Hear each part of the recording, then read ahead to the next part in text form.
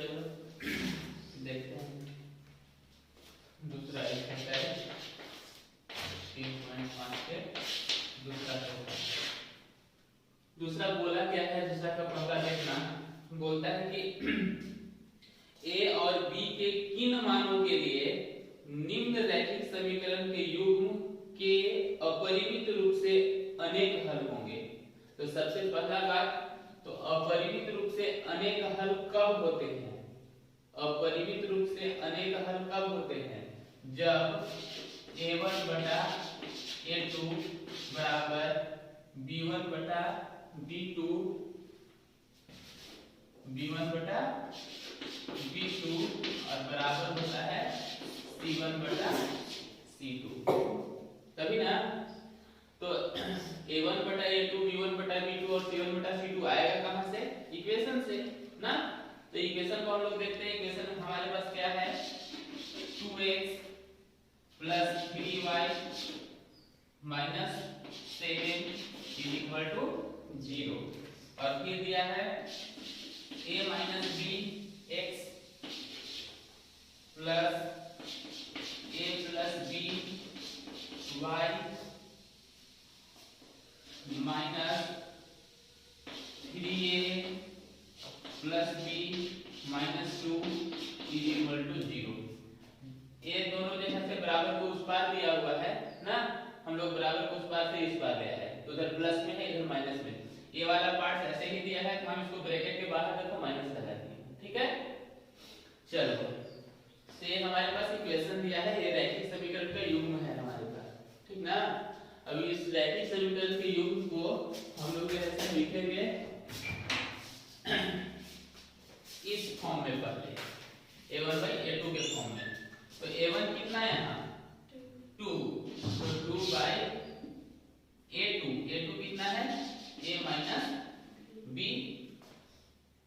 और फिर है b1 कितना? 3, b2 कितना? a minus a plus b, फिर c1 हमारे पास है माइनस 7, तो यहाँ c2 कितना? Minus 3a plus b minus 2, यही है। अब ये नहीं देखना है हमको कि बराबर होगा या नहीं होगा, वो खुद हमको बोला है कि क्या है a1 by a2 बराबर b1 by b2 बराबर c1 by c2 है। क्यों बोला है? क्योंकि वो बोल दिया है कि हमको चाहिए अपरिमित रूप से, यही बात ना, हाँ, अपरिमित रूप से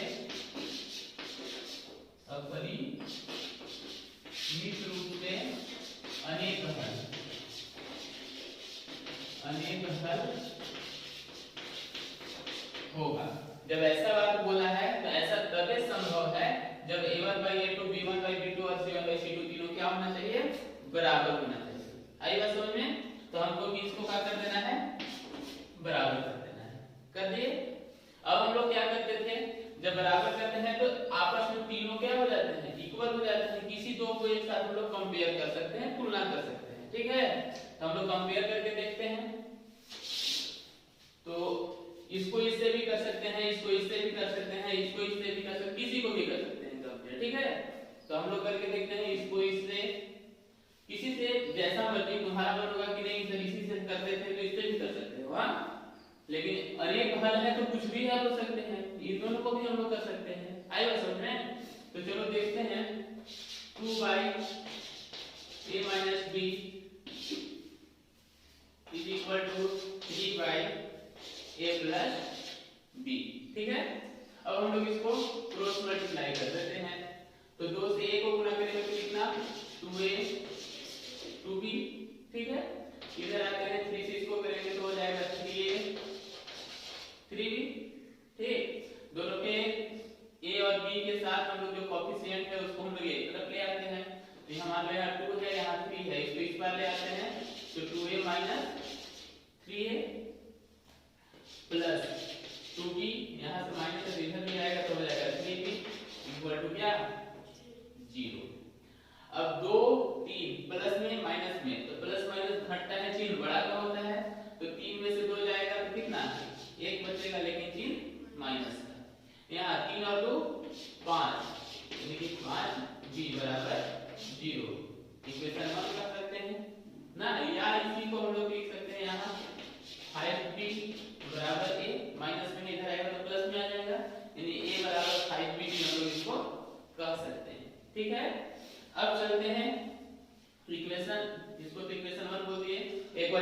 कंपेयर कर लिए। अब चाहे तो इसको इससे कर लो या इसको इससे किसी से भी कर लो, तुम्हारी मर्जी। इसको इससे करके देखते हैं। तो फिर पुनः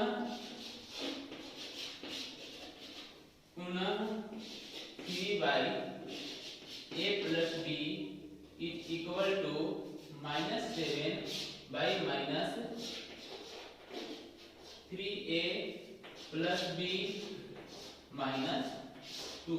ये माइनस माइनस तो प्लस हो जाएगा। अब इसको भी क्रॉस मल्टीप्लाई गुना कर लेते हैं। तो क्रॉस मल्टीप्लाई गुना करेंगे तो क्या आएगा, देखो यहाँ 3 से 3 को तो कितना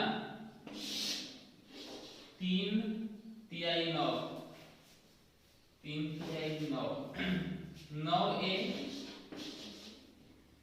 प्लस 3b माइनस 3 गुना के 6। फिर इसको इससे बराबर 7a प्लस 7b। ठीक है। अब क्या करेंगे कि a और b के कोएफिशिएंट वाले के साथ अपने पक्ष में ले आएंगे। तो देखेंगे यहाँ 3a है, यहाँ 7a है, सॉरी 9a है, तो 9a यहाँ प्लस में इधर आएगा तो माइनस में 7a।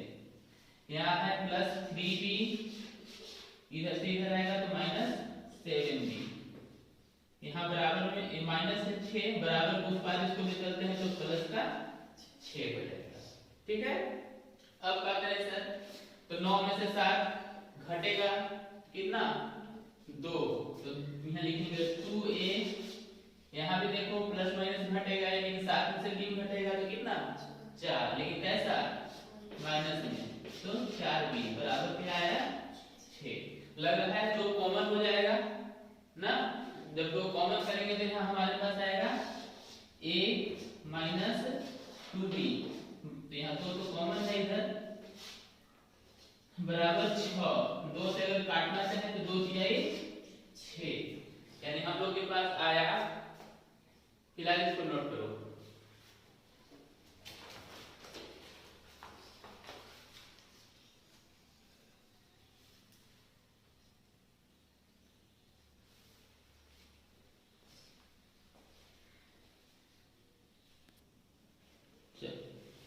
इसके आगे देखना,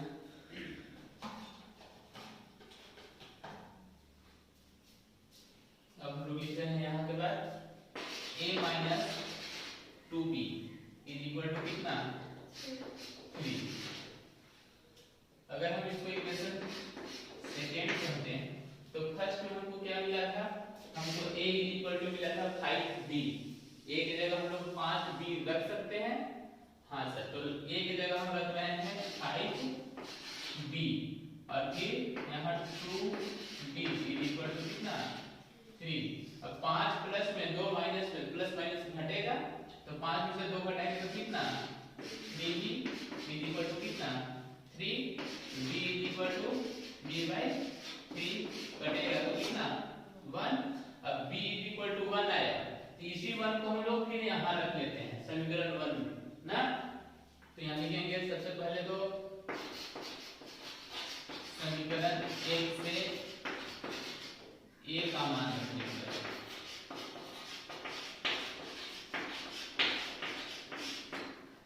यहाँ a का मान रख दिए। अब क्या कर रहे हैं, समीकरण 1 में b का मान रख रहे हैं। b का मान रखेंगे, तो रख दो वहां। तो a इज इक्वल टू था हमारे पास 5b, a is equal to 5 और b का वैल्यू 1, तो a इज इक्वल टू कितना 5। तो अतः हम लोग कर सकते हैं, अतः a इज इक्वल टू 5 और b इज इक्वल टू 1। इस तरह से हमारे पास आंसर होगा। ठीक है, तो चलो नोट कर लो।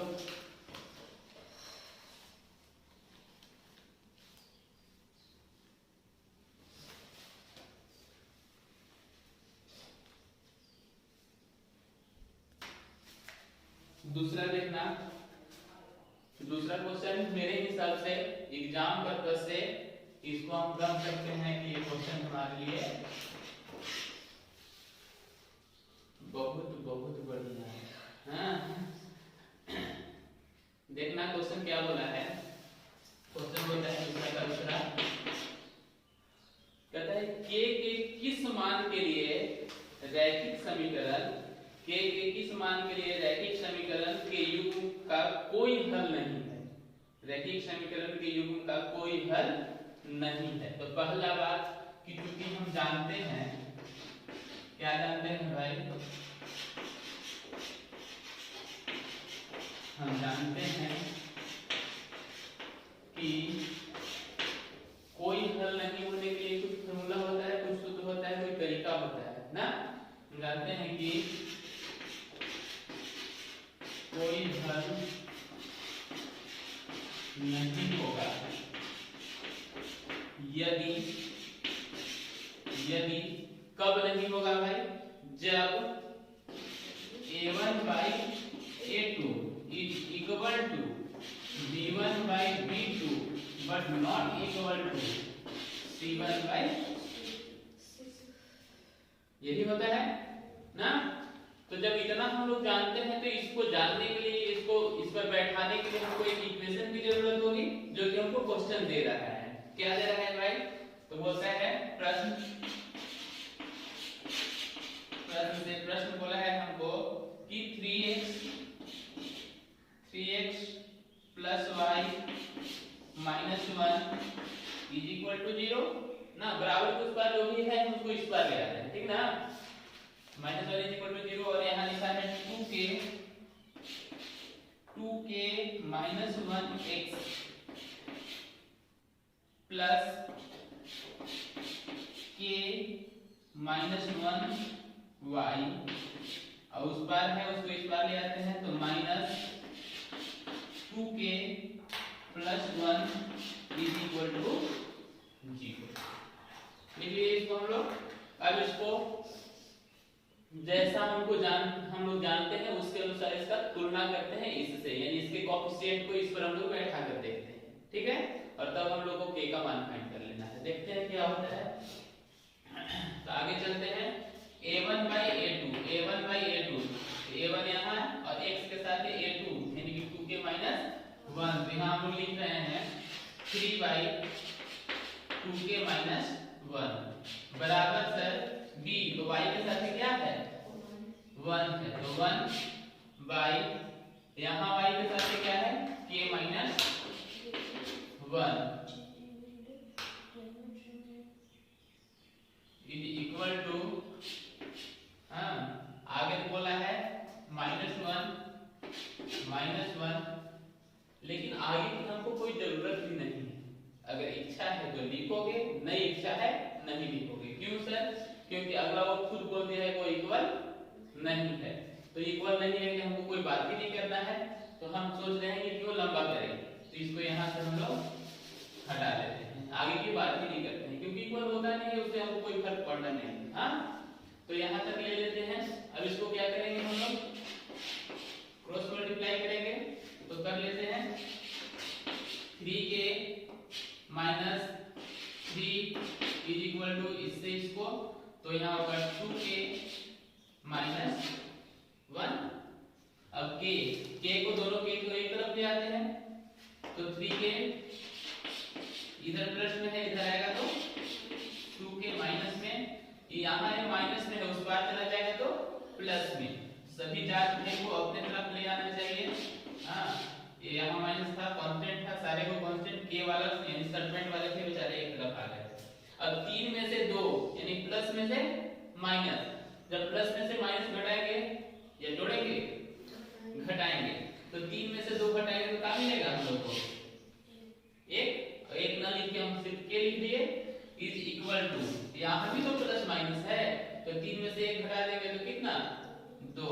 तो बोला था वो कि आप हमको k का मान ज्ञात कीजिए, तो हम k का मान ज्ञात कर लिए, k इक्वल टू कितना, बस दिक्कत है। तो ये क्वेश्चन बहुत ही सरल है, लेकिन इस तरह के क्वेश्चन हमको एग्जाम में आता है और 2 नंबर में आता है, तो बहुत आसानी से हम लोग 2 नंबर ले सकते हैं। बस हम लोग को ये याद रखना चाहिए कि k का मान निकालने के लिए जो भी बोलेगा, यहाँ पर है कोई हल ना हो तो कोई हल ना वाला परिस्थिति बोलेगा, अनेक हल हो, अनेक हल में तीनों बराबर, हाँ और एक होता है तो उसके लिए जो कंडीशन है तीनों हमको याद रहेगा तभी बना सकते हैं, नहीं तो नहीं बना सकते। आई बात समझ में?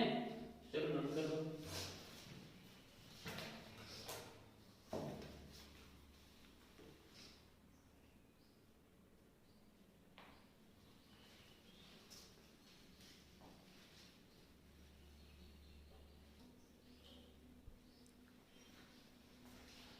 देखो ये भी क्वेश्चन सेम टू सेम उसी तरह का है, बस थोड़ा सा दिमाग का, थोड़ा सा, बहुत ज्यादा नहीं, बहुत ज्यादा बचा के रखना है, थोड़ा सा हमको दे दो, थोड़ा सा दिमाग यहाँ लगा दो, सॉल्यूशन आराम से हो जाएगा। बोला क्या है ये क्वेश्चन, तुम ही लोग का क्वेश्चन है, आज से करवा लेगा, हम कहीं से तो झूठ बोल के बनवा रहे हैं तुम लोग से कि आज से करवा का क्वेश्चन है कि बोला है कि अनेक हल होंगे। क्या बोला है? अनेक हल होंगे। तो अनेक हल होने के लिए क्या होता है भाई?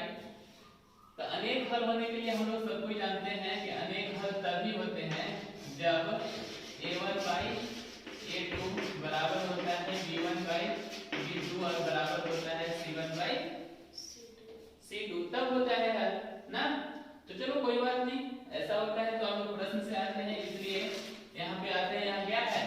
k है सर, तो k बाई 12 बराबर यहाँ क्या है सर 3, अब यहाँ क्या है k है, तो 3 बाई k लिख दिए। अब इच्छा है कि अगला के लिखने तो लिख सकते हो, क्या है भाई k minus 3 by minus k, minus minus 3 plus हो जाएगा। ठीक है, अब किन्हीं दो को हम लोग ले लेते हैं सबसे पहले, तो इन्हीं दो को ले लेते हैं, बहुत आसानी से मिल जाता है। ठीक है, आप लोग भी यही किए थे। तो सबसे पहले हम लोग लेते हैं sorry k by 12 is equal to 3 by k, cross multiply की, बहुत बढ़िया की। तो k को k से गुना करेंगे तो 2k आ जाएगा, ये गलती था। k को k से गुना करेंगे तो k स्क्वायर आएगा। ठीक है, 12 को 3 से गुना करेंगे तो 12 3 36 आएगा, आएगा। अब k स्क्वायर को k जब हटाएंगे तो सर आ जाएगा रूट अंडर 36।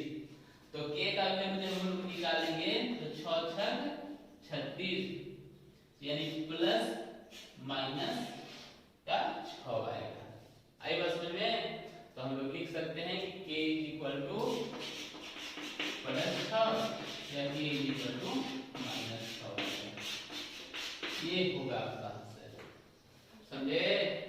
तो ऐसे बनाना है ना कि k और k 2k नहीं कर लेना है, यहाँ मिस्टेक हो रहा था। तो चलिए नोट डाउन कर लीजिए जल्दी से।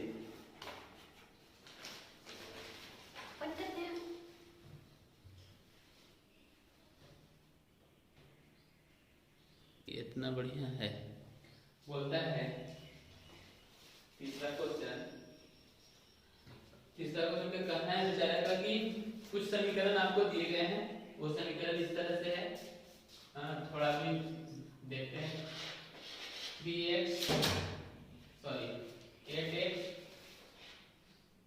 8x plus 5y is equal to 9 और होता है 3x plus 2y is equal to 4।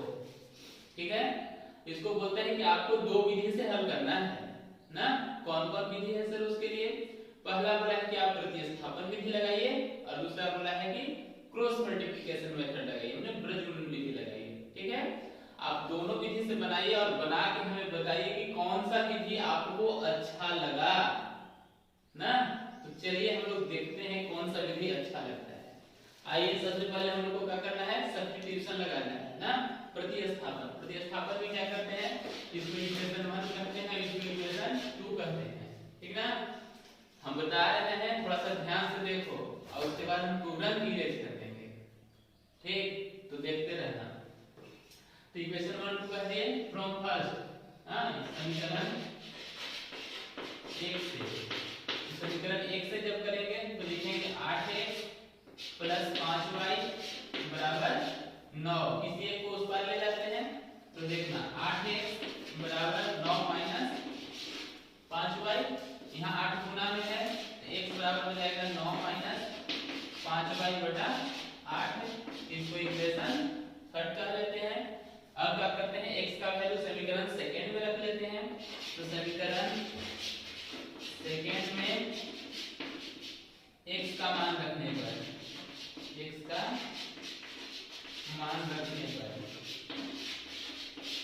चलो समीकरण सेकंड में x का मान रखते हैं, यानी कि 3 इंटू x के जगह रख देते हैं 9 माइनस 5y बाई 8। x का वैल्यू रख दिए प्लस, तो प्लस यहाँ 2 है तो 2y इज इक्वल टू 4। ठीक है यहाँ तक। अभी 3 से तो कटेगा नहीं, तो 3 अंदर गुना हो जाएगा, तो 9 दिया 27 और फिर 3 बचे 15 का y बटा 8 प्लस 2y बटा कुछ नहीं तो 1 बराबर होता है 4। 8 एक का लघुत्तम ले लेंगे तो हमारे पास लघुत्तम होगा 8, यहाँ होगा 27 माइनस 15y, तो ये 8 से यहाँ हो जाएगा 8 नहीं के 16y बराबर 4। अब y वाला को y के साथ जो रिलेशन में करेंगे तो प्लस माइनस घटेगा, चिन्ह बड़ा का होगा, बड़ा प्लस है तो यहाँ लिखेंगे 27, 16 में से 15 है यानी 1, तो यहाँ y बटा 8 बराबर 4। अब यही छोड़ेंगे नहीं, इसको क्रॉस मल्टीप्लाई कर लेंगे तो कर देते हैं, तो हो जाएगा यहाँ 27 प्लस y बराबर 8 चौके 32 प्लस में 27 है उस पार जाएगा तो माइनस में 27, तो 32 माइनस 27, तो y बराबर 32 में से 27 घटाएंगे 12 में से 7 5 12 और 2 तो 2 से घटेगा तो y बराबर कितना 5 मिलेगा। y वाला वैल्यू हम लोग को समीकरण थर्ड में रख देना है, तो समीकरण थर्ड में y का मान रखने पर तो रख दो। समीकरण थर्ड है x is equal to 9 minus 5y और y का मान हमारे पास कितना आया है, y का मान आया है 5, यहाँ भी रख देते हैं 5 बटा में नीचे 8, तो 8 रख दिए, तो 9 बचा 25 बटा 8, 25 में से 9 घटा दोगे तो कितना 16 आएगा शायद, तो माइनस 16 बटा 8 काट दिए तो कितना -2, तो x बराबर -2 मिल गया और y बराबर हमको 5 मिल गया। ये हो गया सब्स्टिट्यूशन मेथड ना। अब हमको बनाना है क्रॉस मल्टीप्लिकेशन मेथड। इरेज कर दें, कर दें, कर दें, चलो नोट लो जल्दी से।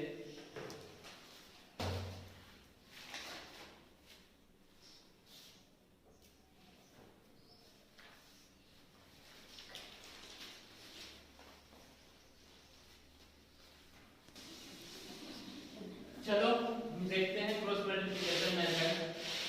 तो क्या करना है, सबसे पहले a1 a2 हम लोग को लिख देना है 8 3 b1 b2 सॉरी 5 और 2 c1 c2 c1 c2 c1 c2 c1 c2 c1 कितना 9 है और c2 कितना 4 है।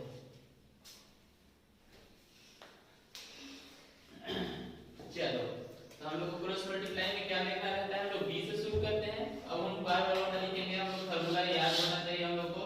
हां b1 c2 यानी bc होता है, तो यहां भी bc लिखते हैं, यहां याद रखते हैं, यहां 12 लिखते हैं, तो यहां 21 रखते हैं, बस बीच में माइनस रहता है। ठीक है, अब c के बाद फिर क्या होता है, c के बाद फिर से a b c के बाद a1 b2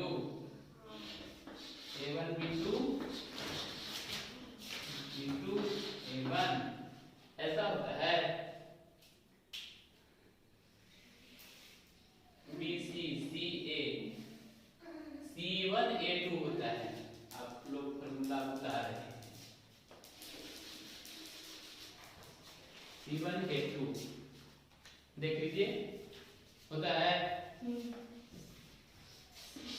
c1 a2 c2 a1 और अगली बार जो होता है ना उसमें होता है a1 b2 a2 b1। बोलिए हमको कैसे याद है, देखो bc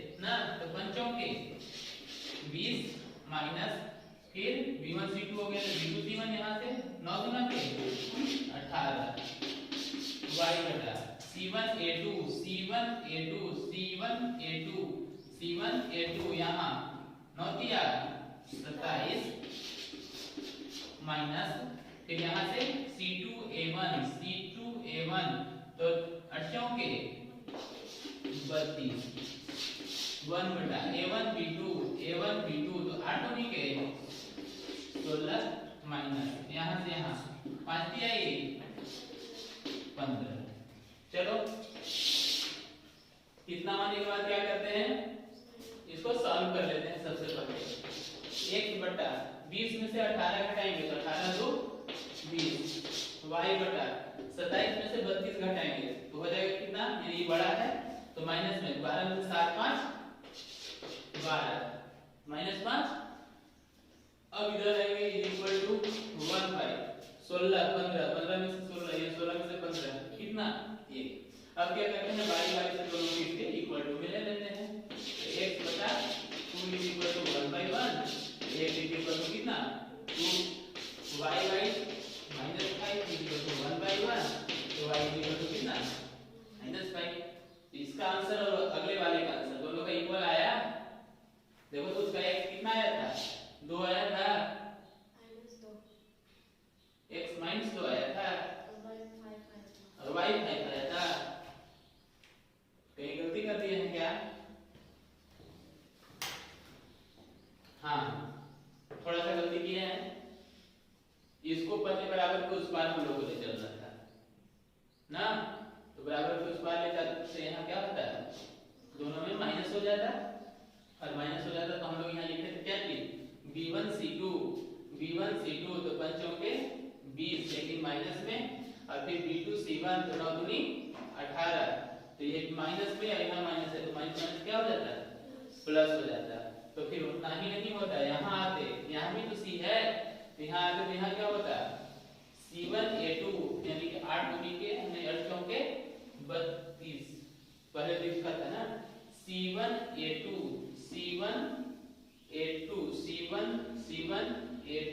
तो 9 दिया 27 माइनस 27 तो यहाँ भी हो जाता है क्या चीज प्लस, इधर तो है ठीक है तो यहाँ हम लोग का कैलकुलेशन गलत होगा।